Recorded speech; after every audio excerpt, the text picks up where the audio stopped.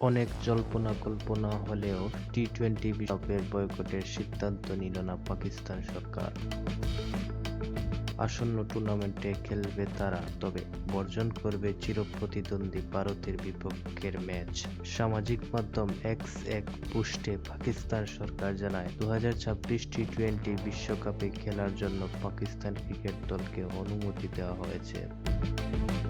তবে পাকিস্তান ক্রিকেট দল আগামী 15 ফেব্রুয়ারি ভারতের বিপক্ষে নির্ধারিত ম্যাচে মাঠে নামবে না। বিশ্বকাপ থেকে বাংলাদেশকে বাদ দেওয়া নিয়ে আইসিসির বিরুদ্ধে দ্বিচারিতার অভিযোগ আনেন পাকিস্তানের ক্রিকেট বোর্ডের চেয়ারম্যান মহসিন নকভি।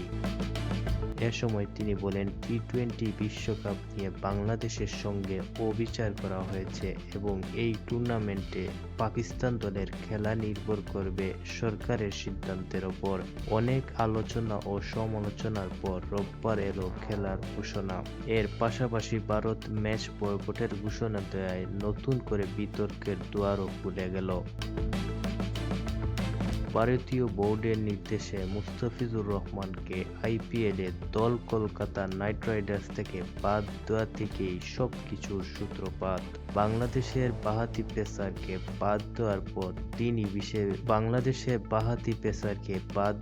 পরদিনই বিসিবি আনুষ্ঠানিকভাবে আইসিসিকে জানিয়ে দেয়, নিরাপত্তা ঝুঁকির কারণে ভারতের বিপক্ষে খেলতে যাবে না তারা। বাংলাদেশের ম্যাচগুলো ভারতের বাইরে সরিয়ে নিতে অনুরোধ করা হয়। এরপর 2 দফায় সভা হয় আইসিসি ও বিসিবির, তাতে কোনো সমাধান মেলেনি। দুই পক্ষই নিজেদের অবস্থান তুলে ধরেছে বারবার। বিসিবির দফায় দফায় তুলে ধরেছে নিজেদের নিরাপত্তা শঙ্কার ব্যাপারটি।